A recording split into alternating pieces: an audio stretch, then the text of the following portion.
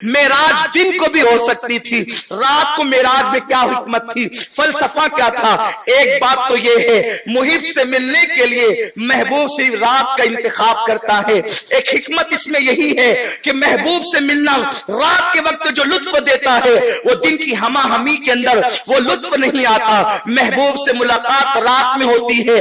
दूसरी वजह यह है, हुजूर अलैहिस्सलातु व तस्लीम अगर दिन के वक्त जाते तो अबू जहल भी कहता कि गए और अबू बकर भी कहते कि गए।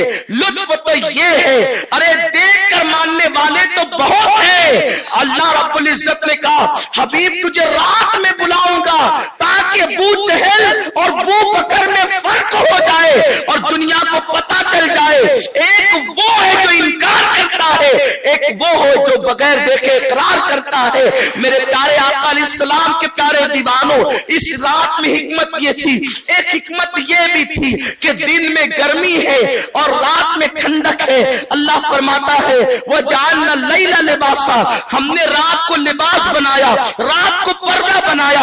रात में पर्दे हैं। एक बात ये भी है कि रात में सफर का लुत्फ ही अलग होता है। जमीन लपेट दी जाती है, इसलिए सफर रात में बरकत वाला होता है।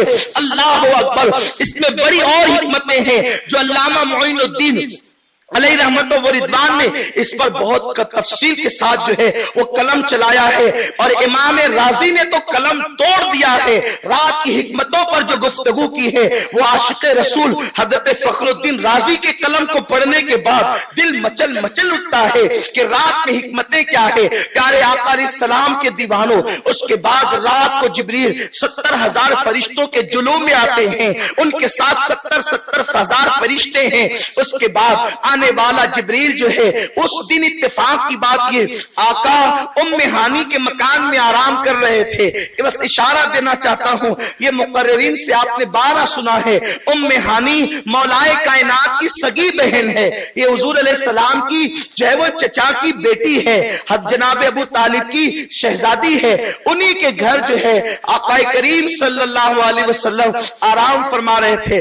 उनके घर आराम करने की वजह ये थी, उनके घर सोने की वजह यह थी कि उस दिन कुफारे मक्का ने आका को इतना सताया कि उनके टेंशन की वजह से, उनके सताने की वजह से आका के सर में दर्द शुरू हो गया और मेरे आका अलैहिस्सलाम उस दिन जो है वो दर्द लेकर के बिस्तर पे लेट गए। हालांकि मेरे आका कभी सोते नहीं थे, रातों को जगते थे, पूरी पूरी रात इबादत करते थे। कुर्बान जाए, महबूब का अंदाज़े दिल रुबाना भी क्या है कि रोजाना रात को जगते हैं तो खुदा प्यार से कहता है, महबूब जरा सो भी जाया करो, महबूब आराम भी कर लिया करो। जो खुदा सोने का हुक्म देता है, जो खुदा सोने के लिए फरमाता है कि तोहा मा अंज़लना अलैकल कुरआन लितशका, ए महबूब इसलिए तुम पर कुरान नाजिल नहीं किया कि तुम मुशक्कत में पड़ जाओ, हबीब सो जाया करे। जो महबूब को सोने के लिए कहता हो फिर भी अभी पूरी पूरी रात जागते हो।